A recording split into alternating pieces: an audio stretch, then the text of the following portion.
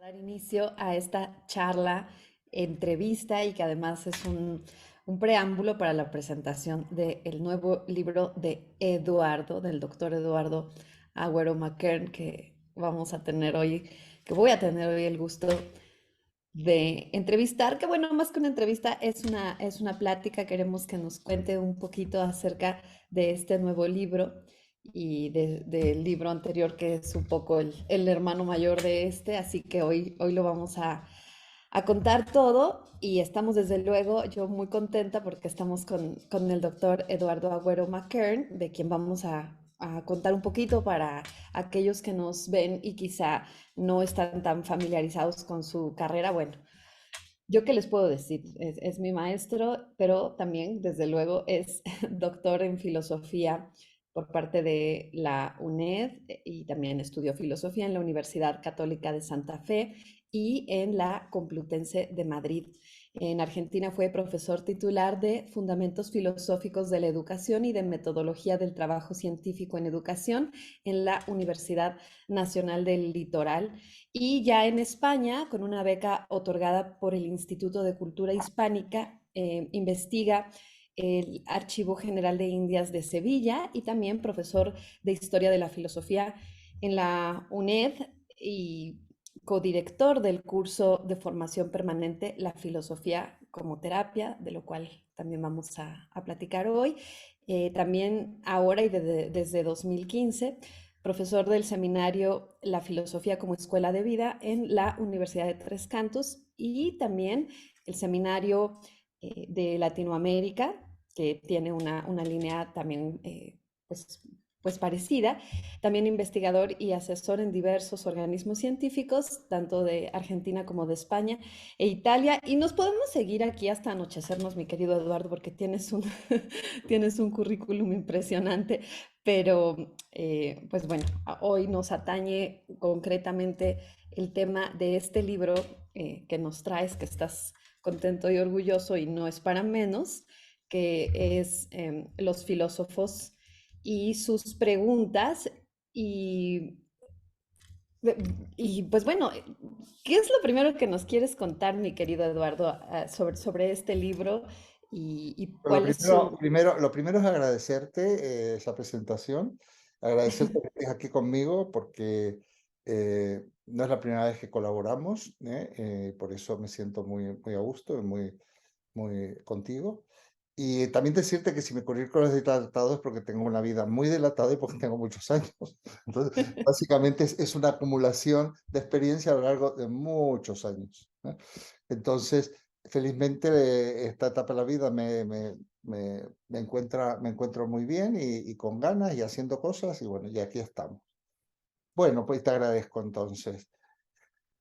Mira, yo te quiero contar, te voy a dar noticias de este libro eh, y podremos entrar luego en algún detalle. Bueno, la primera cuestión, que este libro se llama Los filósofos y sus preguntas, no sus respuestas, porque sino que hago una selección de textos de filósofos, por eso dice en el subtítulo Antología de textos para una terapia filosófica, y digo antología, o sea, porque la gente que adquiere este libro sabe que está adquiriendo una antología, o sea, que yo hago una introducción por temas y adjunto unos textos que yo he seleccionado que considero que permiten reflexionar, pensar y traslado un poco las preguntas que están en esos textos a los interlocutores.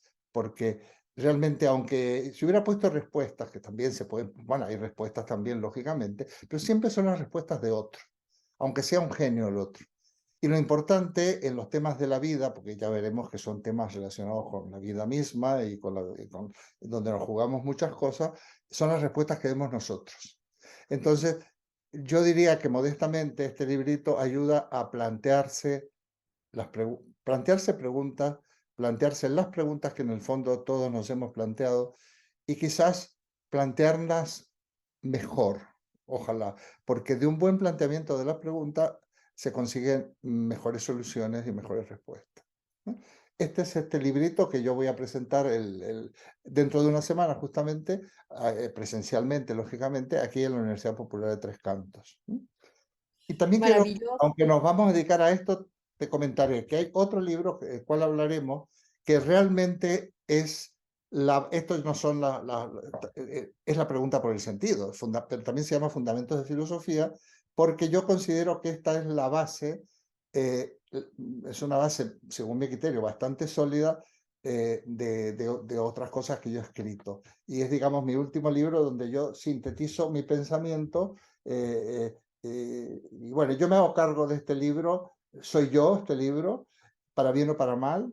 No pretende ser nada, no pretendo ser Heidegger ni Aristóteles, pero soy lo que soy. Y entonces este libro yo le tengo mucho aprecio, es un libro con una cierta densidad, pero que tiene las características, ya veremos, de que lo puede leer todo el mundo. Pero ya hablaremos.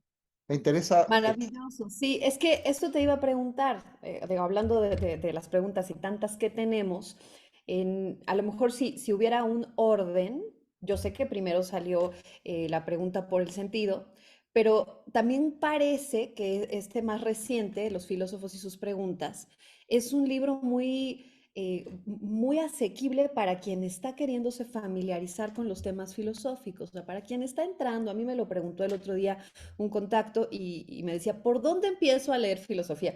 Que de hecho fue la pregunta que también nos acercó a nosotros. No sé si recuerdas, en una primera instancia, cuando yo te conocí, te dije, ¿qué es lo primero que se lee de filosofía? Porque cuando uno está interesado en estos temas, es abrumador, Eduardo. Entonces yo creo que un buen punto para empezar es este último libro tuyo, Los filósofos y sus preguntas, y quizá después el anterior, o tú cómo recomiendas leerlos, ¿cuál primero? No, no, no, a ver, vamos a hablar de este. El anterior nunca fue presentado porque fue publicado en plena pandemia. Entonces, Ujú. por eso lo traigo a colación porque también el día viernes que viene voy a hacer referencia al anterior, pero quiero centrarme en este, que aunque es más pequeñito, hay mucho que hablar. En este también, pero básicamente este lo enseño porque es de alguna manera como el fundamento o la base de muchas cosas, pero sí que me interesaría hablar de este. Es un libro que, por otra parte, está teniendo éxito porque yo creo que es entrañable, a la gente le gusta. Le gusta primero porque no es muy largo, son ciento y pico, 160 páginas, pero de texto mío será la mitad. ¿Eh? Se entiende todo, todo, todo, todo, y los problemas que plantea son reales, no son elucubraciones extrañas. Entonces, es un libro que a la gente le gusta y a mí me llama la atención, porque para mí es un libro que para mí es un instrumento también de trabajo. Bueno. Y además acerca a los autores, ¿no? Porque tiene la visión tuya y de cada tema y después tienes fragmentos de diferentes autores y de diferentes filósofos que son importantes y que además hacen contribuciones en cada tema. Por ejemplo, hablando de los temas, al principio me gusta mucho que lo primero es una filosofía para todos y enseguida invitación a la filosofía. Oye, Eduardo, ¿cómo se invita a la gente a la filosofía? Bueno, a ver, la filosofía a veces te invita a ella misma. Cosa hay gente que simplemente se pone en contacto con la filosofía, le llega un material, ve una película, lee un libro, una novela, no necesariamente filosófica, y se siente atraído por la filosofía. La filosofía atrae muchísimo. Pero por otra parte, los filósofos y los filósofos en activo, como soy yo, ya explicaré en algún momento qué significa que yo sea un filósofo, también tenemos como función o misión invitar a la filosofía, porque en la filosofía realmente vas a encontrar las claves para una vida mejor, ¿no?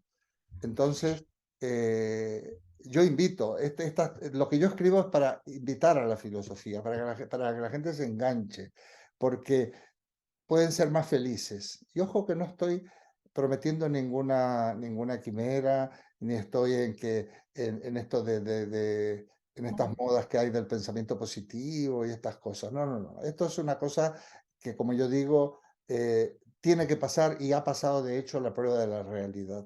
¿Eh? Entonces son problemas reales de personas reales, ¿no? Y entonces yo Esto, invito a ujú. eso, ¿no? A que la gente se plantee esta cuestión, de la mano de filósofos, ¿eh? Que aquí no explico, donde están explicados algunos son aquí, pero aquí no. Voy a hacer este malabarismo del libro, la gente se va a marear. Bueno, No, está muy bien. Yo, hablando de esto que me encanta, este concepto de la prueba de la realidad, ¿no? A veces tenemos la idea que la filosofía vive en las bibliotecas y en las universidades y está ahí afuera y no se corresponde con nuestra vida diaria, con nuestra vida de ciudadanos de a pie y que hay que ir a comprar la comida de hoy y que tuvimos un ¿Cómo, cómo puede la filosofía mejorar nuestra vida diaria? O sea, eso es algo que yo más o menos lo estoy aprendiendo, pero alguien que está nuevito, ¿cómo le cuentas de qué manera la filosofía te mejora la vida? mira, lo primero, para usar metáfora, la filosofía no está en las nubes, sino que está en las raíces. Si comparáramos que estamos en el campo, no busquemos las cuestiones en el cielo, en las nubes, sino que vayamos a las raíces y a la tierra, ¿eh? Eso es lo primero, en el fundamento, de donde surgen las cosas, de donde ese árbol ha surgido, de esas raíces y se nutre de la tierra. Em, lo que tú me preguntabas era cómo, perdona, ¿cómo? ¿Cómo puede la filosofía mejorar nuestra vida diaria? Bueno, porque nosotros tenemos unos problemas, ¿no? Tenemos unos problemas, digamos, vivir consiste de alguna manera en resolver problemas y obstáculos y situaciones inesperadas, y cuanto más recursos tengamos para resolverlos, mejor. Por ejemplo, ante la enfermedad, hay unos temas que son muy fuertes, ¿eh? Tú ya vamos a llegar a ellos, pero la muerte, la salud, la enfermedad, ¿qué hacer ante este tipo de cosas, no? ¿Hay algo que esperar? ¿Realmente podemos confiarnos de que hay otra vida, vamos a tener una segunda oportunidad en otra vida? Y no será que es posible que la única oportunidad que tengamos es esta vida. Por ejemplo, dependiendo simplemente de la respuesta que tú te des, no la que han dado los otros, con los otros tú te orientas. Tu vida va a tener una determinada orientación. Si tú piensas que te vas a morir y va a estar mejor cuando te mueras porque vas a ir al cielo, vas a estar sentado a la diestra del Padre, bueno, pero si tú consideras que la vida es esta, vas a tener otra actitud, ¿eh? Entonces, mm, iremos viendo ejemplos concretos, ¿eh? Pero efectivamente, esto te permite, te da herramientas y recursos para moverte mejor en la vida y con más soltura. Muy bien. Ahora, siguiendo un poquito el orden de los temas que vienen en el libro, tenemos después los filósofos y las preguntas filosóficas. Y yo he notado algo a lo largo de mi estudio que ya te había contado, que es que los filósofos digamos que se corresponden entre unos y otros, a pesar de que están muy distantes en tiempo, en locación, ¿no? O sea, de pronto ves que un griego piensa lo mismo que un alemán o que un latino. Entonces yo pienso, o más bien me gustaría preguntarte, estas preguntas filosóficas o preguntas de los filósofos, ¿son también las preguntas de nosotros y del día a día? Porque, repito, existe de pronto vemos a los pensadores como que están muy lejos, como que son un poco inalcanzables o son genios, pero ¿son las preguntas de los filósofos, son las preguntas de todos nosotros, Eduardo? Hombre, los filósofos no inventan nada. Los filósofos tienen los mismos problemas, son personas como nosotros. Y por lo tanto, mira, los interrogantes que se le plantea al ser humano son los mismos, los podríamos sintetizar, perfectamente, casi como en 3 o 4 ámbitos, ¿no? Son los mismos y además son recurrentes. Ya lo que se planteaban los clásicos, ¿eh? Se sigue planteando. ¿Y por qué se sigue planteando? Porque ellos dieron una respuesta que tuvo, digamos, resolvió y tuvo valor en su época, pero de repente las épocas cambiaron, los contextos cambiaron y se vuelve a plantear la cuestión, ¿eh? Y en nuestra época tenemos que dar respuestas. Yo te pongo un ejemplo, el problema de la guerra, han escrito desde los griegos clásicos, los romanos, todo el mundo ha escrito sobre la guerra, cuando digo todo el mundo, digo todos los escritores. Y esa respuesta, y ahora estamos en guerra. Una guerra que nadie se esperaba, en plena Europa además, cuando parecía que todo esto ya se había resuelto, ¿no? Se había conjurado para siempre. Bueno, los problemas son recurrentes, ¿eh? Los problemas son recurrentes. Los filósofos son personas, no inventan nada. ¿Qué hace un filósofo? Aparte, es lo mismo que tú y que yo. Y están igual de orientados o de perdidos que nosotros, ¿eh? No es que el filósofo tenga alguna ventaja. Sí, puede tener alguna ventaja, pero tiene algunos recursos. Depende del tipo de filósofo que sea. Pero, digamos, el filósofo está en permanente búsqueda porque el ser humano está en permanente búsqueda. Mira, yo una vez estaba en México, fue en la Ciudad de México, en la UPN, Universidad Pedagógica Nacional. Yo estaba con un grupo de alumnos de una asignatura, me invitaron, y ahí sale la persona que me presenta, una colega, dice que yo soy un filósofo de la no respuesta, porque yo no doy respuestas, sino que planteo preguntas. Y de hecho, uno de mis libros, en homenaje a esa situación, ya de aquella época mexicana mía, fui tan feliz, pues se llama Filosofía de la no respuesta. Yo no doy respuestas. ¿Sabes por qué? Porque no las tengo. Mejor dicho, porque yo no doy lecciones de vida. Sócrates, que es maestro de todos, no daba respuesta, te hacía preguntas y luego en todo caso te ponía obstáculos para que tú perfilaras esas respuestas, pero las respuestas las buscamos cada uno de nosotros. Y entonces en ese sentido, eh, pero esas preguntas, como son recurrentes y es muy interesante lo que se plantearon aquellos pensadores, nos damos cuenta que no ha pasado nada de tiempo. No ha pasado nada, es ayer. La Grecia clásica es ayer. Yo hace poco he estado en Egipto y he estado en resto de 5.000 años antes nuestro y 4.000 antes que los otros. O sea, y ya había unas construcciones de todo tipo, estéticas, arquitectónicas, filosóficas, religiosas, maravillosas, ¿no? Eso a veces hace dudar si realmente hemos avanzado o no. Yo creo que sí, pero hay que ser cautos con este optimismo. Me gusta mucho lo que me dices porque justamente parece que leíste mi mente porque allá iba yo. Me encanta esta idea de este concepto de la filosofía de la no respuesta. Me encanta porque justo al principio de nuestra charla decías algo acerca de que el libro se llama Los filósofos y sus preguntas, que pudo haberse llamado respuestas, pero es que respuestas a veces no hay. Tendremos que resignarnos a que hay preguntas que no tienen respuesta, Eduardo. ¿Cómo se maneja eso? Bueno, a ver, hay, hay, no tienen respuestas definitivas y mucho menos válidas para todos, ¿eh? Depende en qué orden. Está el orden científico y el orden ético y político, el orden moral, ¿eh? Esas distinciones habría que hacer. No es lo mismo una respuesta en lógica, que es una parte de la filosofía, que una respuesta en ética, ¿eh? Y entonces, lo que no hay son respuestas fijas que están ocultas y que nosotros tenemos que buscar como si las hubieran enterrado o se hubieran perdido.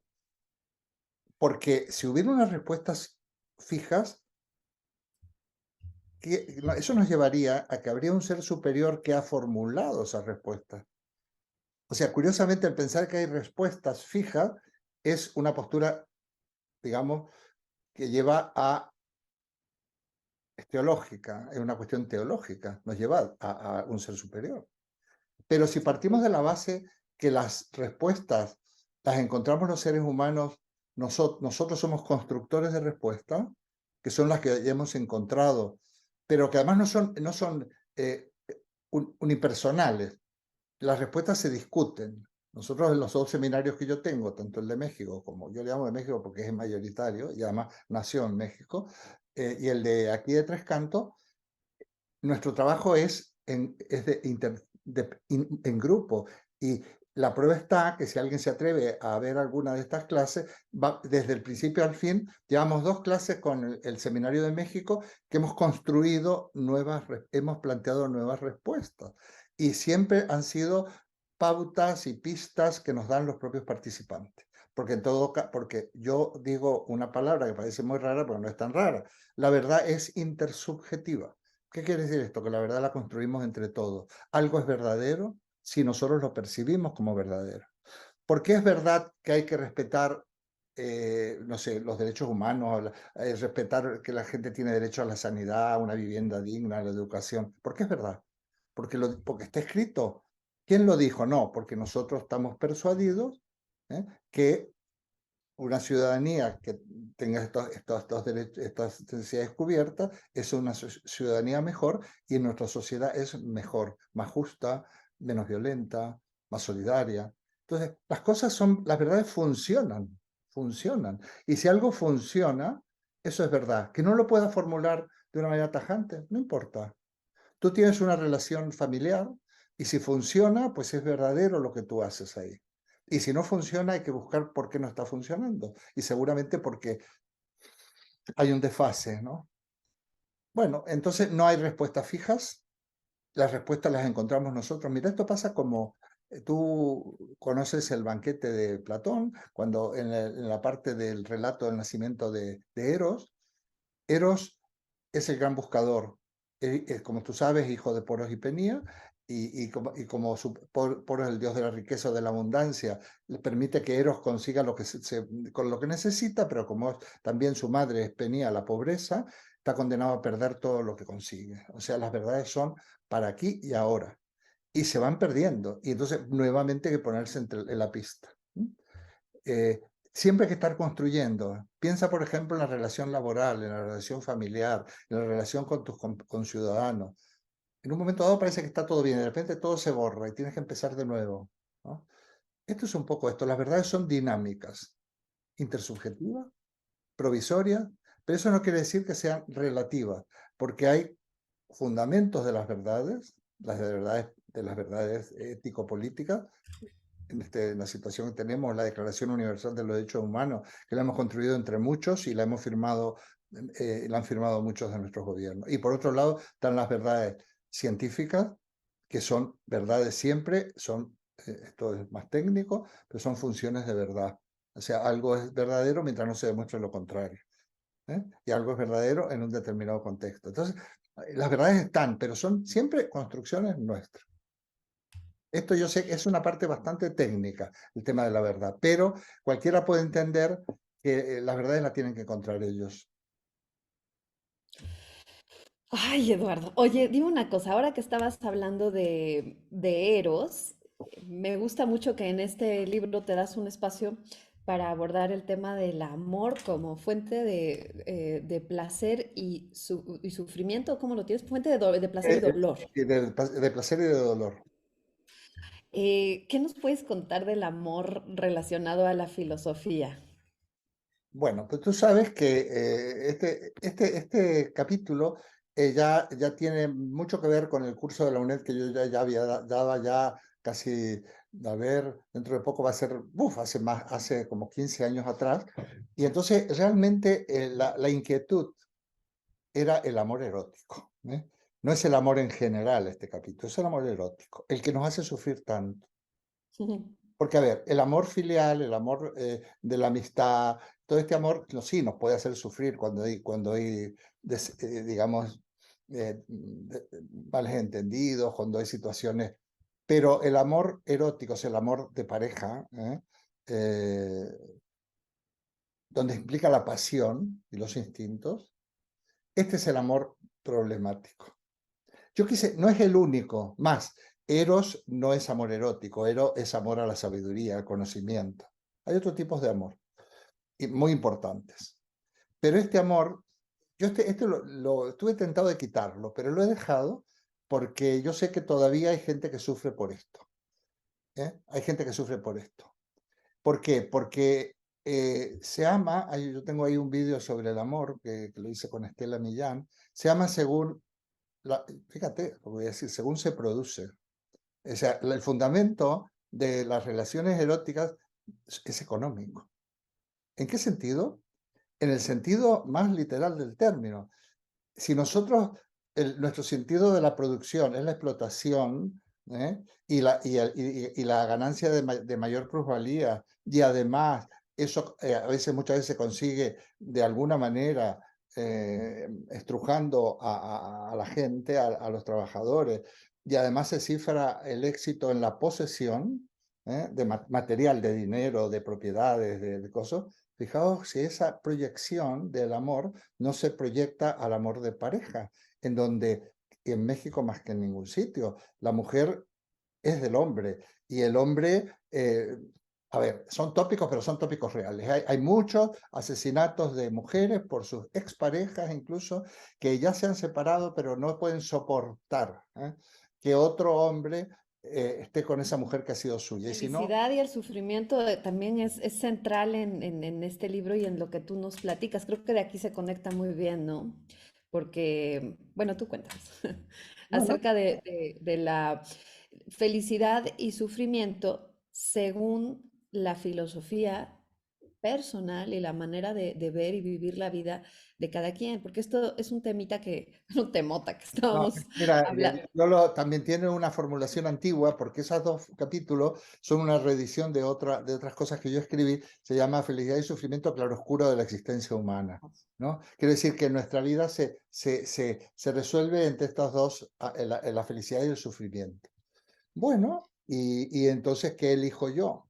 Como para que nos plantee, pues ni más ni menos que a Schopenhauer, Nietzsche, y por ahí aparece Heidegger y no recuerdo si es Jean-Paul Sartre y otros, ¿no? Y entonces Schopenhauer es magistral en esto, porque habla del papel, digamos, importantísimo que tiene el dolor, porque el placer, se dice Schopenhauer, como tú sabes, no lo percibimos cuando estamos, ahora estamos en una situación placentera, estamos hablando tranquilamente, a mí me entra, veo por la ventana, está el día muy claro, hay sol, estamos a gusto. Esto es placer, pero no estamos, ahora si yo lo nombro, nos damos cuenta que estamos en una situación placentera. Sin embargo, si en un determinado momento te duele algo, eso va a ser lo que va a llamar la atención. O sea, el dolor es lo que se siente y el placer no se siente. Y es muy interesante la relación con el dolor. Otro temazo en donde los dolores normalmente son accidentales, porque te caes, porque tienes una enfermedad. Las enfermedades no las elegimos. Pero una persona de nuestro seminario nos llamó la atención entre la relación que hay entre dolor y sufrimiento. Hay gente que ante el mismo estímulo doloroso que nos tendría que producir, el dolor físico es el mismo, pero sufre menos. O sea, el sufrimiento se puede manejar, el dolor también, porque el no sufrir tanto, no tiene repercusión, hace que tú de alguna manera controles el dolor. Pues muy interesante. Y luego hay sufrimiento sin dolor físico, aunque lo pueda producir luego palpitaciones, malestar, náuseas, tal, ¿no? Y eso no, el sufrimiento es más duro que el dolor. Es mucho más duro el sufrimiento del corazón, el sufrimiento espiritual, el sufrimiento en los sentimientos, ¿no? Entonces, ese es otro temazo, pero hay que pasar por el filtro de Schopenhauer y de Nietzsche, porque aparentemente son, sobre todo Nietzsche, muy brutal, ¿eh?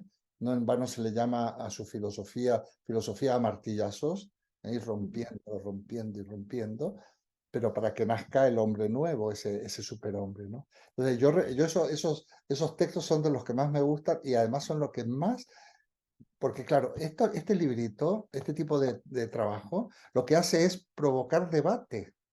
Mira, hay debate cuando tratamos los temas en las clases. Hay debate cuando me escriben los comentarios a los videos o los vídeos que tengo en mi canal de YouTube. Hay debates que cuando han leído el libro, los que se conectan conmigo, dice Eduardo, tal y cual. Esto es, nadie le pasa desapercibido. Esta es una de las características de este libro. Este libro tan inofensivo aparentemente, pues no pasa desapercibido. Es como punzante, amablemente punzante y a veces no tan amablemente punzante, como la vida misma. Y entonces en esa dialéctica, mm, dolor placer y sufrimiento, o felicidad y sufrimiento, se mueve nuestra vida. Y Esto es además particular. Sí, no, hay que me leer. gusta mucho la visión del dolor como una experiencia, y creo que esto lo dice el mismo Schopenhauer, como una experiencia transformadora, ¿no? Que a partir de experiencias dolorosas encontramos un momento y un pretexto y un motivo para cambiar nuestro pensamiento. Y muchas veces, bueno, yo no sé si te has encontrado con gente que, sí sé, porque yo soy una de ellas, que a partir del sufrimiento se ha encontrado, por ejemplo, con la filosofía, con el estudio filosófico, algo que a lo mejor en otros momentos no lo volteaba uno a ver. Pero me gusta esta idea de la experiencia, de capitalizar de alguna manera, hace ratito que estabas hablando de cuestiones económicas, de capitalizar el dolor hacia hacia un crecimiento. Y creo que de aquí yo me conectaría al tema de la terapia filosófica, ¿no? ¿Cómo, o sea, para alguien que no sabe cómo se pueden relacionar filosofía y terapia, Sí, ¿nos puedes contar un mira, poco? a ver, en su momento, ¿m? En la UNED se planteó este curso de formación permanente, que también servía, te daba créditos para posgrado, pero un curso de formación permanente, se llamaba Filosofía como Terapia. El año anterior alguien había presentado una cosa parecida y había sido rechazado porque consideraba que esto no era filosofía, que esta era una especie de pensamiento positivo, todas estas cosas que hay por ahí, ¿no? Que yo no las critico, pero que si hay una serie de planteamientos a los cuales la gente recurre mucho porque está muy perdida. En cuanto a la religión deja de cumplir su papel, la religión en cuanto a la pastoral religiosa, sobre todo católica, entran otras corrientes, por ejemplo los evangélicos, que son a veces algunos de ellos bastante fundamentalistas, y otras posturas que yo a veces yo les llamo, no quiero ser irrespetuoso, a veces son como esotéricas, o te prometen el oro y el moro, o te prometen todo, porque te dicen, no, no, tú te concentras en que vas a conseguir novio, y lo vas a conseguir. Pues, que le pregunten a muchas amigas tuyas si por concentrarse han conseguido novio. Ujú. Entonces, yo planteé este curso de la filosofía como terapia y además lo digo por ahí. Fíjate, yo creo que lo tengo, a ver si lo tengo por aquí. En este librito me parece que está, porque no me lo dice así. Mira, te lo voy a responder leyéndolo. Dice, la filosofía puede cambiarnos la vida. Todos somos filósofos. ¿Mm? Solo tenemos que ejercer lo que somos. Cuando relaciono los términos filosofía y terapia, ¿eh? No es porque crea que exista una terapia filosófica como una alternativa a otros tipos de terapia, psicología, psicoterapia, psiquiatría, sino porque pienso, y esto es la clave, que la filosofía en sí misma es terapéutica. El conocimiento es terapéutico. ¿Qué quiere decir terapéutico? Viene de un verbo griego, quiere decir curar. Terapeuin es curar. Es curativo porque el conocimiento te hace no estar sin conocimiento. Es terrible vivir la vida porque vas dando tumbos. Que me creo lo que dice la tele, me creo lo que me ha dicho el vecino, me creo lo que me ha dicho aquel gurú o aquel cura o aquel no sé qué. Es terrible. Es como andar a ciega, es durísimo. Cuando el tema de la pandemia se vio muchísimo eso, lo perdida que estaba la gente, ¿eh? Todos los movimientos antivacunas, todos los movimientos que atacaban, que van contra la ciencia, van también contra la política, contra las democracias, porque bueno, aquí hay mucha tela que cortar.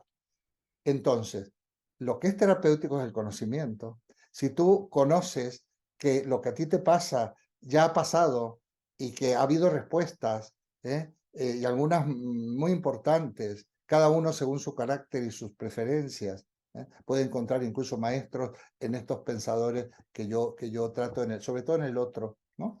Eh, pues entonces es terapéutica. Pero ojo, yo no digo que haya que la filosofía sea un tipo de terapia. No, no vayas al psicólogo, vete al filósofo. Pues no, señor.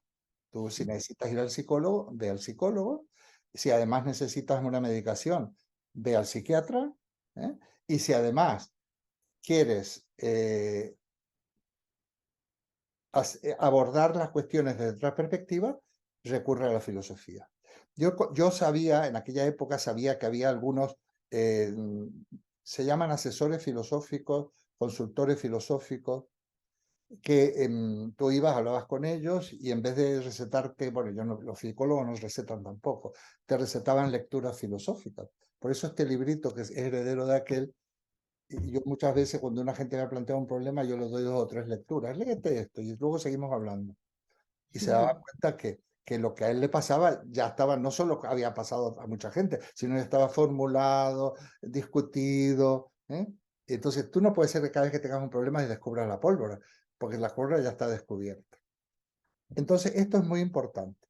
En el canal, y además tú sabes, yo tuve una alumna en ese grupo de filosofía como terapia, se llama Silvia Artigue, que se dedica a eso actualmente, y es genial. ¿Eh? De hecho, la invitamos, y está el vídeo ahí, o el video, aquí se dice vídeo, allí se dice video.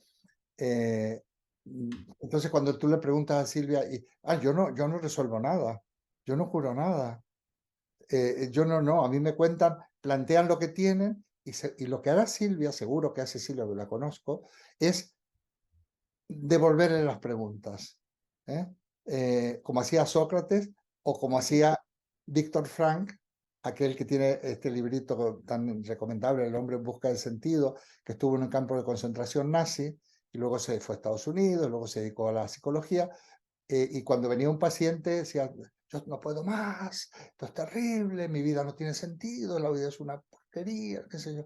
Y entonces Víctor Frank le decía, tiene usted razón, ¿por qué no se suicida? Entonces, ¿por qué no se quita la vida? Déjese no sufra más. Y entonces, bueno, pues, entonces encontraba un motivo. Se daba cuenta que si iba en ese camino, que no había otra solución que la hecatombe, la aniquilación total. Entonces, encontrar motivos de lucha y encontrar motivos para seguir adelante. Pensemos en aquellas personas, por ejemplo, no solo de los casos de Helen Keller, sino de aquellos deportistas que tienen un accidente, pierden las piernas y siguen jugando en silla de ruedas, las competiciones. Bueno, el ser humano tiene una capacidad de superación y esto es lo que cada uno tiene. Y ojo, no es que sean héroes. Todos nosotros podemos ser héroes y también podemos ser auténticos fracasados ante la vida, si no cultivamos esa capacidad. Pero eso nos lo da el conocimiento. No solo el conocimiento teórico, sino las relaciones, el vivir, el ser conscientes. Pero el andamiaje filosófico, cuando tú puedes nombrar lo que te pasa, ya has ganado mucho. Entonces, en ese sentido, la Y filosofía es terapéutica. Te cambia la vida, te cambia la vida. sí, lo sé. Y además yo siempre digo, ojo con la filosofía, porque una vez que entres en ella, no sales más. Imposible. Porque dice, ¿cómo no descubrí esto? ¿Cómo no descubrí esto? ¿Y yo qué hacía sin filosofía?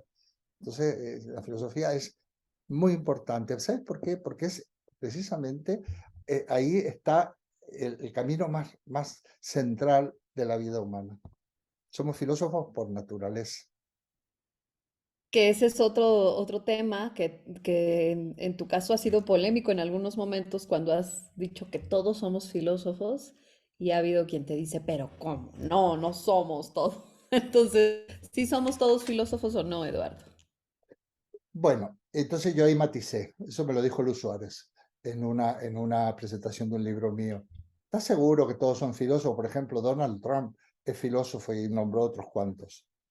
Claro, yo tengo mis dudas que Donald Trump sea filósofo. Sinceramente, no es la imagen del filósofo más, más Sí. genuino. Entonces, yo lo he rebajado, porque yo a veces decía cosas y la que hay que cambiar, se cambia.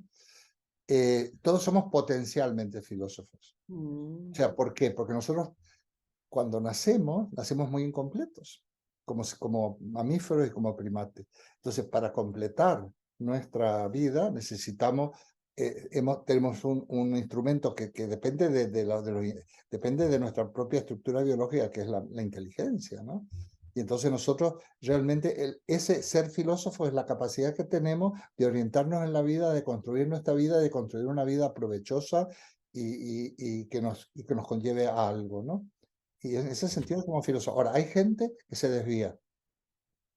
Se desvía porque desviarse de ser filósofo, hay gente que aunque sea analfabeta, no tiene nada que ver. Está el famoso libro de Saint-Exupéry, Tierra de Hombres, con un inicio de libro, el autor del Principito, que todo el mundo conoce, dice, y el campesino extraía el fruto de la tierra y su producto era universal. Ese fruto, donde está el trabajo, todo la preparación de la tierra, la siembra, el cuidado, la cosecha, eso es construcción y eso es la filosofía, ese fruto es, es una obra filosófica, una obra de la inteligencia y de la dedicación humana. Pero la filosofía no es solo cuestión de mente, de inteligencia, de cabeza. Decía, creo que fue Silvia Artigue, es una razón, nuestra inteligencia es una razón sentiente. Es la inteligencia y lo que sentimos. Entonces, pues si nosotros malogramos la parte afectiva, que por otra parte es la parte emotiva y que tiene que ver mucho con nuestra ética y con nuestra moral, vamos a perdernos casi para siempre. Esto aquí vamos a la figura del corrupto, ¿no? Aquel que es un empleado de banca, que debe un dinero porque se ha gastado en el juego y entonces el viernes se lleva el dinero, voy a jugar, voy a reponerlo el lunes y no puede reponerlo, tiene que hacer trampa. Llega un momento que vive de trampa y además se autojustifica porque dice, bueno, si todos hacen trampa, ¿por qué no voy a hacer yo? Y bueno, entonces cuando tú rompes tu conciencia moral, ahí dejas de ser filósofo. Y entonces, somos potencialmente filósofos.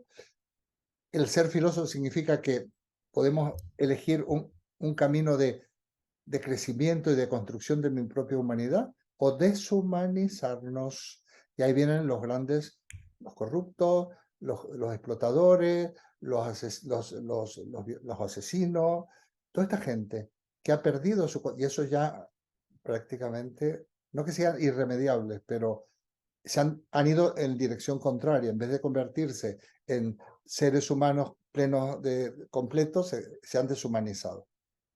Este es el problema. El ser filósofo significa tener la capacidad de convertirse, de ser el ser humano al que estábamos llamados a ser cuando nacimos, que teníamos todo lo necesario, pero hay que ponerlo a trabajar, ¿no?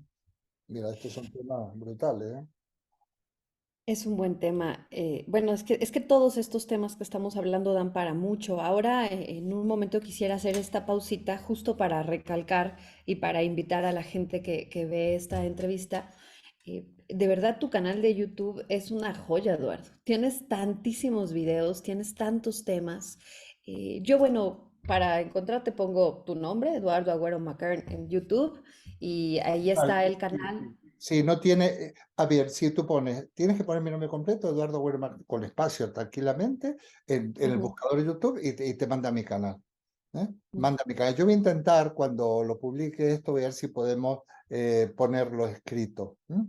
Y ya está. Se llama Canal de Filosofía. De hecho, mi correo electrónico que más uso es Eduardo Werman, Canal de Filosofía. Me he dado cuenta que figura ese. Y sí, ahí lo encuentras y hay una cantidad de temas. Pero bueno, hay en activo, pero hay otros que están ocultos, 300 y pico de videos. Wow. No te pasas la vida y algunos de ellos duran 2 horas. No soy un youtuber de estos de can en 10 minutos, ¿eh? Sí. Entonces, bueno, ahí hay una posibilidad. Y además, si la gente me hace preguntas o comenta, yo respondo. ¿M? Yo respondo.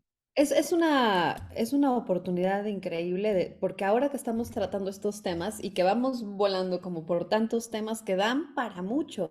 Por eso me acordé que en tu canal tienes desgranados muchos de estos temas y por autores y en diferentes momentos. Entonces, yo de verdad invito a quienes nos ven a que se asomen un poquito y lo revisen, ¿no? Porque son muchas cosas. Ahora, por ejemplo, me gustaría platicar del tema del trabajo, que era algo que hablábamos recientemente en el seminario y tú pues nos invitabas a reflexionar acerca del trabajo y de su importancia y cómo me gusta mucho el título que tienes en el libro, el trabajo camino de realización o de frustración, un tema súper actual en nuestro mundo y tan acelerado, tan lleno de presiones y que también de pronto nos aleja un poco de nuestro potencial yo filósofo. ¿Qué nos cuentas acerca de esto? Bueno, eso es un tema enorme, como sabes. Ahí prácticamente me baso en un texto, el trabajo de los manuscritos de Marx, ¿no? Eh, y defino el trabajo como la relación dialéctica, creativa y creadora del hombre con la naturaleza.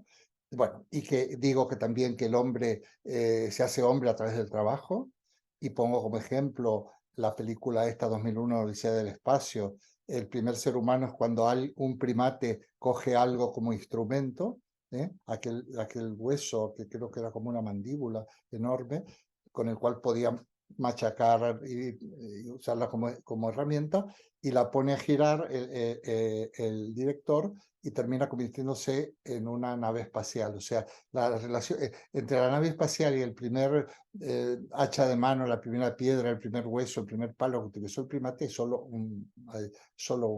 una distancia temporal, ¿no? Y entonces, y esto es el trabajo. El hombre se realiza en y por el trabajo. Por eso es tan triste cuando no, tu trabajo no se desarrolla esto que llamamos el trabajo libre, sino el trabajo enajenado o alienado, que no quiere decir otra cosa que no te pertenece. Y esto ocurre por muchos motivos, y en la sociedad actual es precisamente cuando tú tienes que trabajar para otros, y esos otros además se aprovechan de ti, como diría Freud, y a veces tu trabajo se reduce a un salario que ni siquiera te alcanza para cubrir los gastos del mes de tu familia, ¿no? Este es el trabajo enajenado, y además un trabajo que no solo no te realiza, sino que te frustra, porque nadie ha nacido para ser, digamos, para, qué sé yo, limpiar suelos o fregar platos en un restaurante, o ni siquiera para ser mesero, ¿no? A la gente que le gusta, porque es divertido, mientras estudio soy mesero y tal, no, pero nadie ha nacido para eso. Porque hay trabajos que son siempre instrumentales y siempre al servicio de otros que me pagan porque tienen mayor capacidad, mayor poder económico, y yo, como no tengo más remedio, me rindo. Soy una mano de obra totalmente despersonalizada. Aquí saldría otro tema que no lo he puesto, pero lo que pasa con los inmigrantes, tanto mexicanos y latinos que van a Estados Unidos, realmente a lo que van, que ni siquiera tienen identidad, ni siquiera son ilegales, que sus hijos tampoco lo son, y que están como siempre ocultos y haciendo los trabajos más serviles, lo único que les puede servir para mandar algo de dinero a mantener su familia, que la tienen aquí en estos países. Entonces, ese trabajo es frustración. Pero qué interesante es cuando el trabajo realmente tú te realizas mediante el trabajo. Poníamos el ejemplo privilegiado de un artista que vive de su arte, un escritor que vive de sus libros, pero no nos vayamos más lejos. Un profesor que le pagan un sueldo por estas mismas cosas que yo digo aquí, las digo en un aula, las decía en un aula, y yo me pagaban un sueldo a fin de mes bastante digno. Es un tema enorme, pero lo importante es la relación que hay entre el trabajo libre y trabajo enajenado, y que esto se da mucho en nuestra sociedad actual, neocapitalista, en donde hay unos grandes acaparadores del poder económico, que son los dueños de los medios de producción, y que eso hace que los demás trabajen para ellos. Y entonces eso es terrible. Entonces las cosas, o esto se reforma de alguna manera, o de alguna manera va a estallar, ¿eh? De alguna manera tiene que estallar. Sí, son los temas que nos tocan tarde o temprano a todos en nuestra vida, y ahora quería hablar de otro temazo que tienes aquí.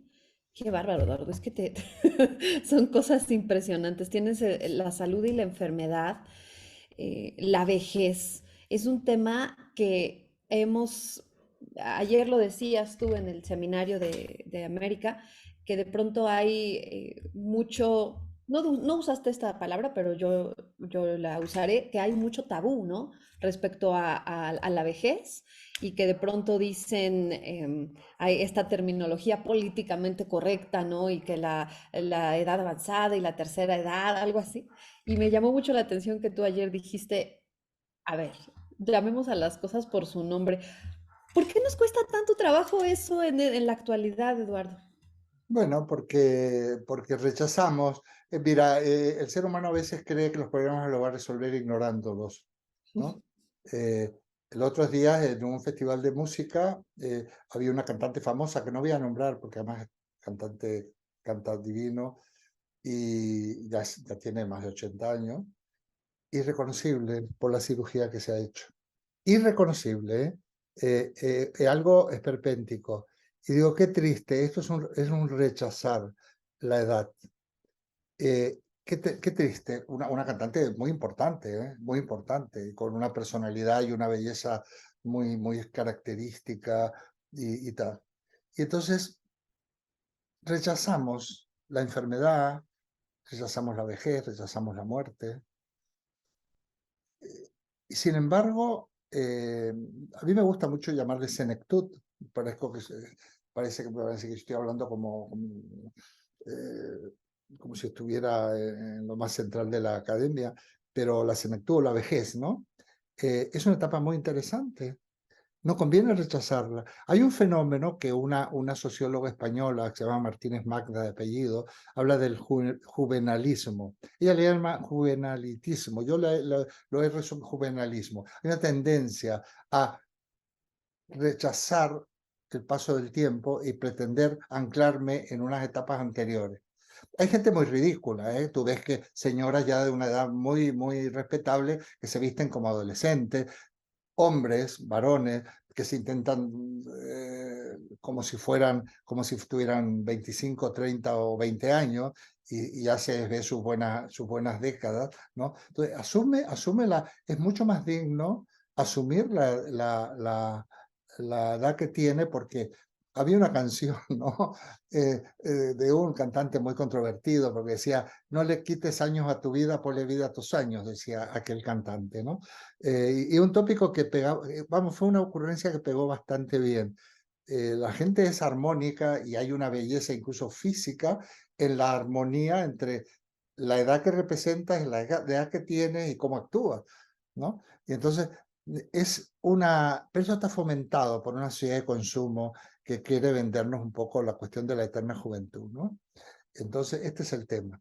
Entonces se rechaza, pero se rechaza eso, esa misma gente cuando hay deterioro o cuando hay enfermedad que le traen una serie de dificultades no lo puede soportar, no lo puede soportar. Y la enfermedad se puede llevar perfectamente. Y hasta la muerte no es nada impresionante. La muerte forma parte de la vida. Y ya tenemos, como tú sabes muy bien, lecciones de todo esto en los estoicos, en los epicúreos, en los cínicos, los griegos, ya todo esto lo tienen tan escrito, tan bien dicho que habría que volver a leerlo como si fuera una Biblia, ¿no? Y vas a encontrar consuelo y no solo consuelo, ideas, ¿no? Cuando te habla de la muerte y te dicen, no, si la muerte no existe, pero no son solo palabras, porque nunca estás muerto. Si estás, estás vivo. Y cuando estás muerto, no estás. Por lo tanto, no puedes decir que está muerto porque no está. La muerte no existe. No, no, pero eso son por solo palabras. No, no son por solo palabras. Y el tema de la muerte en realidad, que también yo lo insinúo en este librito, en realidad que este sí que es un tema peliagudo, es la muerte de un ser querido. No es tu muerte, es la muerte cuando se te muere un hijo, tu madre, tu pareja, tu hermano. Esa muerte es la dura, ¿no? Porque el que se queda, el que se murió, se murió. Se le acabó el problema. Se acabó, ¿eh? Entonces, y la muerte para muchas personas es una liberación. Aquí sería muy interesante en algún momento tratar el tema de la eutanasia, que en España creo que ya está aprobada. Que tú puedas decidir tu propia muerte digna en determinadas circunstancias, ¿no? Entonces, pero rechazamos.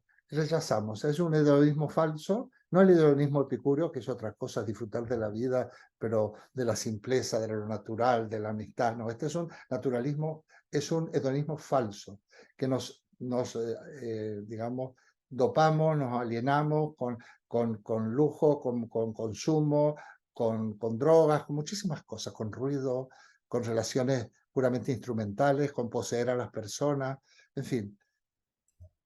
Estos son Es que temas. eso que trataste acerca de la sociedad de consumo, yo, por lo menos yo, personalmente yo creo que va mucho por ahí los tiros respecto a la negación de, además, realidades que son evidentes en nosotros, ¿no? Como, como eso, que todos envejecemos, que todos morimos, que todos enfermamos, y a veces es algo a lo que simplemente no nos queremos enfrentar. A mí me gusta mucho esta idea, Eduardo, de que la filosofía es el arte de aprender a morir. Y yo me doy cuenta, por lo menos, ¿no? Que yo voy viendo a la muerte como casi con un poco de ilusión de que va a llegar y es un momento importante. Pero sí, la muerte de otros, la muerte de los seres queridos.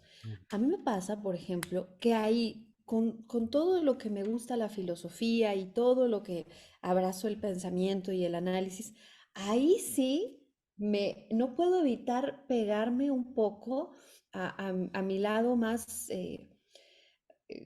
fideísta, ¿no? Como que sí necesito yo de alguna creencia para manejar eso.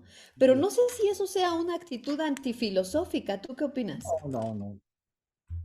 Mira, ahí está Kant, ¿no? Que ahora no lo vamos a explicar. La cuestión de las creencias religiosas son postulados y son muy legítimos. Es imposible tratarlo en este momento. Es imposible. Pero te voy a decir una cosa. Al hilo de estos tres temas, salud, enfermedad y muerte, donde la vejez yo la he colado porque son las últimas trabajos y cosas que estoy haciendo. Curiosamente, en las conversaciones que yo he tenido con gente más íntimas, más pequeños grupos y con individuos filosóficas, que yo no hago terapia, repito, ni en ningún momento voy a poner que atiendo, nada, nada, no lo hago ni lo haré. Y respeto que se haga, pero no es lo mío es otra cosa. Fíjate que en estos temas es donde más, y esto es así, ahí la filosofía es clarísima, donde más éxito he conseguido. Ah, Parece sí. mentira. Mucho más, es donde más éxito he conseguido. Sobre todo el tema de la enfermedad y de la muerte. Cuando han acudido a mí personas con diagnósticos de enfermedades graves y también el manejar la vejez en relación con la enfermedad y la muerte, que van muy unidos, porque la vejez a veces tenemos hay deterioro físico. Lo importante es no tener el deterioro intelectual, pero Mm. también se puede tener, ¿eh? Ojo. Eh, y entonces ahí es problemático. Pero, a ver, una persona que tiene 70, 80 años, tampoco tenga dos dedos de frente, sabe que no le queda mucho, aunque viva 100 años, ¿eh? Claro. No le queda lo que te queda a ti estadísticamente hablando, ¿eh? Ujú. Entonces, ¿y por qué la gente no se tira por los balcones y se rasga las vestiduras? Porque es como una especie de termostato en la vida que mientras tú vivas un presente pleno, no te queda mucho. Yo insisto mucho, pero no de una manera amarga. Bueno, para lo que me queda, es que es verdad. Cuando a veces dicen, en el año 2050, unas políticas que se están empleando aquí para que en el 2050 no pase no sé qué, ya no va a haber, en el 2035 no se van a vender coches convencionales de gasolina y diésel, y yo me río de, bueno, me hablan del 2050 a mí. ¿Te das cuenta que, vamos, tengo todas las papeletas para no estar, ni siquiera, a lo mejor, con suerte, a lo mejor en el 35 soy un viejecito, espero no decrépito. Es que es así. Y yo me digo, bueno, la vejez es una etapa magnífica para vivir el presente, porque sabes que tienes el presente y te presentes, también tienes futuro, pero vas a tener futuro en la medida que vivas el presente, ¿no? Y es gozoso. La vejez, mira, yo soy un señor bien mayor, es una etapa gozosa. Si tienes la suerte de tener una autonomía y aunque no la tuvieras, ya te las arreglarías.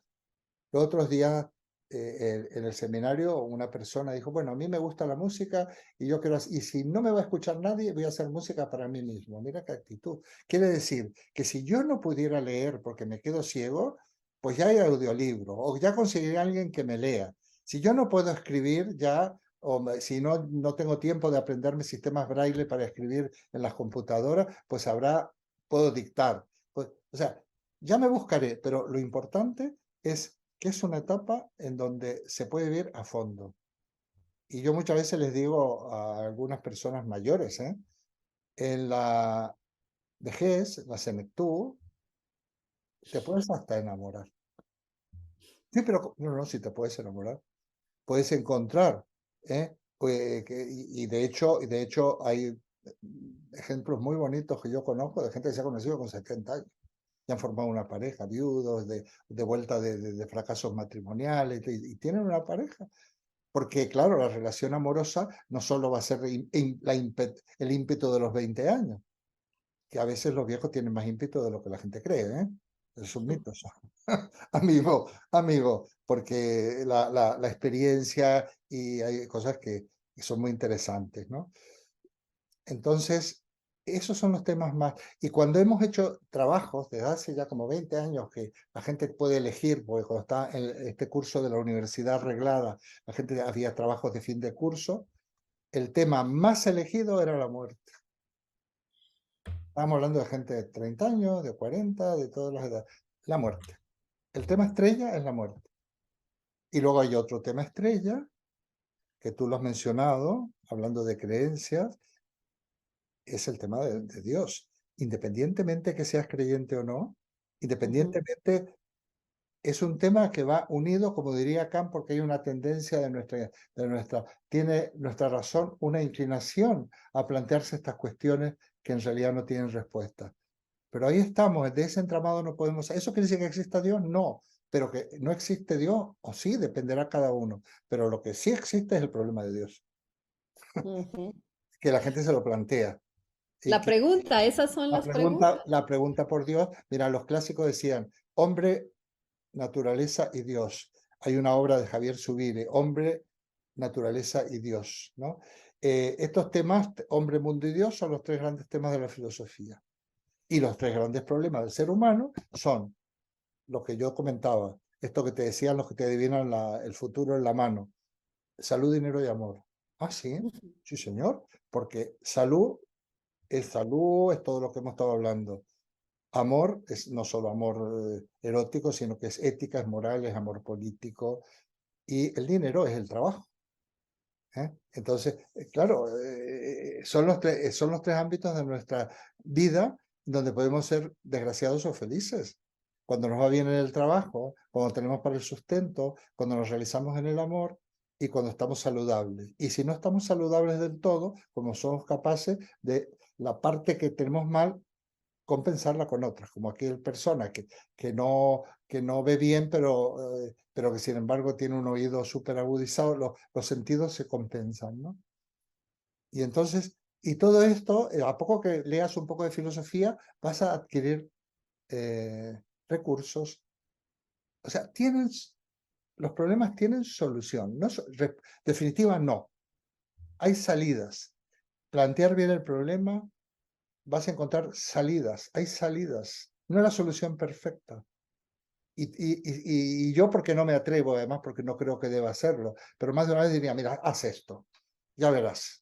A veces, pero no, yo sé que en este sentido mi profesión de fe socrática me lo impide, pues soy filósofo, yo no te puedo aconsejar en una conducta concreta, tengo que hacer que Ese tú es la otro descubras. temazo, la soledad, que aunque no tiene su capítulo dedicado en este libro, todos No los lo temas tendré, que pero tendrá en otras cosas, en otros libros.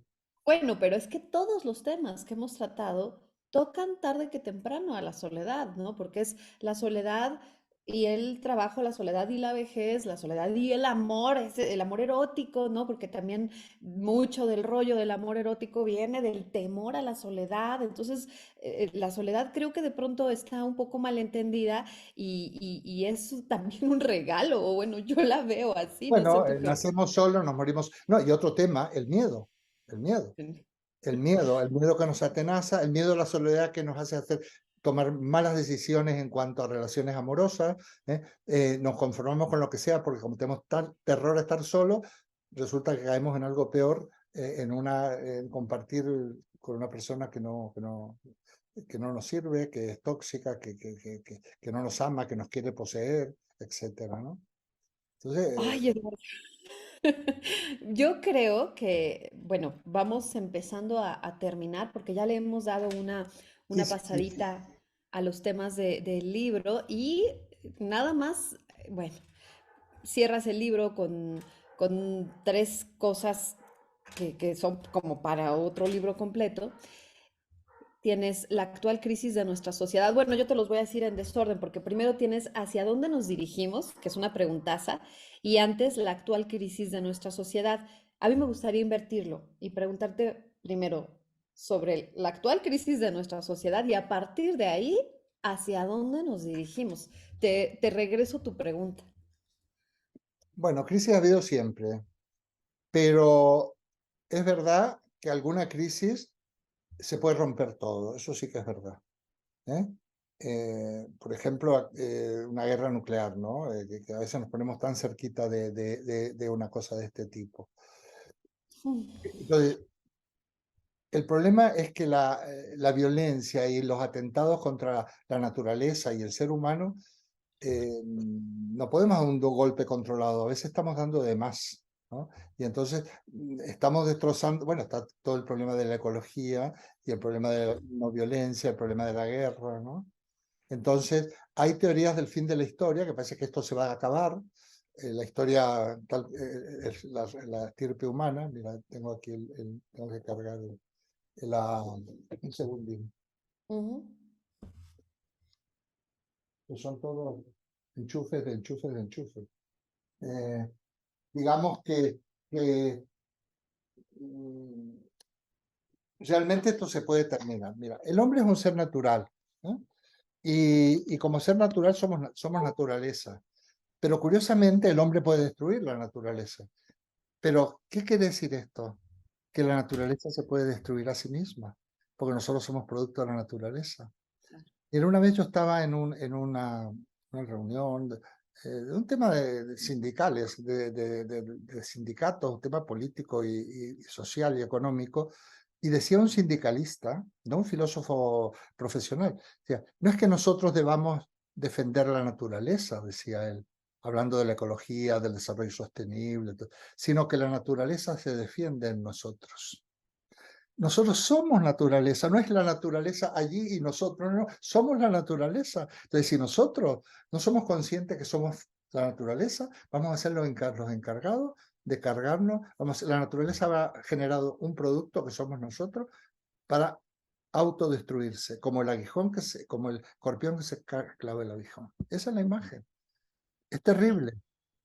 Y de paso, en el otro libro, ¿no? Que no nos da tiempo, porque por eso no voy a presentar el otro libro ya hablaremos. Yo tengo dos capítulos o tres que uno se llama El hombre, ser natural y animal cultural. Somos seres naturales, como cualquier otro, pero somos un animal cultural. Es el único animal cultural, Mm. porque cuando las abejas construyen panales o los topos sus madrigueras, eso está, digamos, dirigido por el instinto, pero nosotros somos animales culturales. Muy interesante el tema, la dialéctica naturaleza-cultura. Y luego tengo otro capítulo, que el hombre es ser espiritual. El hombre es un ser espiritual. ¿Qué quiere decir eso? Y me baso ni más ni menos que en Feuerbach, la esencia del cristianismo, que está considerado el padre del ateísmo y sabe más de escritura, más de teología que ningún otro, y además es un hombre de una espiritualidad a prueba de todo. Porque si tú basas tu religión en un Dios y le rezas a Dios en una guerra, de un bando había un capellán y rezaba para que Dios los ayudara, y del otro bando otro cura de la misma religión rezaba para que ayudara a ese bando. ¿Qué hace Dios ahí? Si suponiendo Sí. que existe disparatado, o bendecir cañones, o cosas de este tipo. No, cuando la gente, las primeras crisis de fe de la gente más sencilla, ¿cómo va a permitir Dios el hambre en el mundo y la muerte de un niño y empieza a tener crisis de fe? Claro, si su fe está basada en eso, ¿cómo va si Dios permite que haya salvajada, matanza de mujeres en México, en Ciudad Juárez? Es que no hay Dios, no puede hacer algo Dios para eso, es que es ridículo, Dios no puede hacer nada, entre otras cosas porque habría que ver si existe, yo no digo que no existe. Sin embargo, la espiritualidad, esa prueba de balas, porque la espiritualidad está en nosotros y lo divino es la naturaleza y nosotros mismos. Dios está en nosotros porque nosotros somos divinos, porque somos venerables, respetables. Y hay una frase de Jesús que para mí es una figura clave, y no hablo desde el punto de vista religioso. Jesús de Nazaret, cuando dice, cuando haya dos o más hablando de mí, yo estaré ahí. O sea, fíjate, si nosotros estamos hablando de Dios, ahora mismo Dios está aquí, en esto, aquí, acaba de aparecer Dios, la epifanía de Dios. Imagínate, bueno, esa visión está totalmente a salvo de cualquier crítica y ataque a las religiones. Y sin embargo admite religiones y admite confesiones religiosas. Bueno, son muy importantes las tres bíblicas, que son muy parecidas, judaísmo, cristianismo, islam, son muy parecidas, son igualitas, igualitas. Pero si nosotros hacemos desaparecer la religión, perdemos la fe infantil en las cuales nos inculcaron, hay un gran peligro, que en ese tsunami arrastre también nuestra espiritualidad. Y entonces ahí sí que estamos perdidos. Ahí sí que estamos perdidos. Y entonces la gente cuando me escucha esto, me acuerdo de mis alumnos más jóvenes que siempre cuando yo hablaba de Dios se frotaban las manos, porque este tipo ahora va a dar palos a todos. Y de repente yo les hablaba esto y se quedaban ahí y luego, lógicamente, tan desconcertados que abrían su corazón. Porque, ojo, la filosofía va también al corazón. Claro. Va directo al corazón. Esto lo dije en Cuernavaca, en una clase también de un posgrado de educación. Y cuando yo decía, yo voy directo al corazón, a conmover, a abrir y hacerme cargo de lo que se desencadena. Es muy importante la filosofía. Todos podemos ser filósofos. Y de hecho el día viernes van a hablar 3 personas que no son de formación filosófica, con toda una vida detrás, van a presentar mi libro aquí en Tres Cantos, que está al lado de Madrid. Eso se va a publicar también en diferido y realmente, bueno, se puede conseguir muchas cosas, sobre todo si nos digamos que cuando yo escribo algo, tanto las publicaciones audiovisuales, los vídeos, como los libros, es única y exclusivamente porque yo creo que tengo el deber de difundir la filosofía. ¿Mm? Hay que difundirla porque la filosofía nos hace libres, la filosofía nos permite ser mejores ciudadanos y la violencia no lleva a ninguna parte y si somos mejores ciudadanos viviremos en sociedades más justas. ¿No? Y esto es un filósofo. El filósofo ahora no es un intelectual ajeno a la realidad. Yo muchas veces me defino como un militante de la filosofía. Soy un activista de la filosofía. Eso, es lo que te iba a decir, eso me encanta, esa manera en la que autodefines tu labor como un activista filosófico. Ya hasta te lo robé, Eduardo, me lo puse por ahí en algún lado porque creo que esa es nuestra mayor aspiración, ¿no? Poder compartir e invitar. Y yo te agradezco, aprovecho porque ahora que decías es posible entrar al seminario, bueno, pues yo así me colé a través de uno de tus videos o de tus vídeos del canal de YouTube, comentando, de ahí empezó nuestro intercambio y bueno, pues tú dices muy bien, la filosofía, una vez que entras, no sales, afortunadamente, porque no es un atrapamiento malo. Eduardo, para cerrar y con lo que cierras tu libro, 2 palabras, ay, esperanza o desolación. ¿Por qué cerraste con esto? Cuéntanos. Bueno, porque ante la situación actual y ante lo que se nos presenta, eh, podemos, digamos, inclinarnos del lado de la desolación, de que todo esto se va al garete, que todo esto, o tener una actitud esperanzada. Eso tiene que ver con datos objetivos, pero también tiene que ver con carácter. Yo tengo una actitud esperanzada. Los otros días le decía al más joven de mi seminario que personas como él, que piensan, pero nosotros se expresan y viven tan auténticamente, y mis alumnos y mis hijos y todas estas generaciones, eso a mí me alimenta mi esperanza. Yo jamás diré, esta juventud, no, juventud, tenemos tanto que aprender de esta juventud, tanto que aprender. No, esta juventud, o sea, la gente se queja como que son indolentes, como que eso verdaderamente son los desesperanzados, son los que están eh, Sí. realmente sumidos en su propia desolación. Yo tengo esperanza en el ser humano. Hay que bregar mucho, hay que entregarse mucho, hay que tener mucho amor, una actitud de amor hacia los demás, ¿no? Y hacia el género humano y hacia lo que hacemos, y un gran respeto también a las personas. Y entonces yo sí que me inclino al lado de la esperanza, pero el peligro de la destrucción existe y nos podría sumir en la desolación.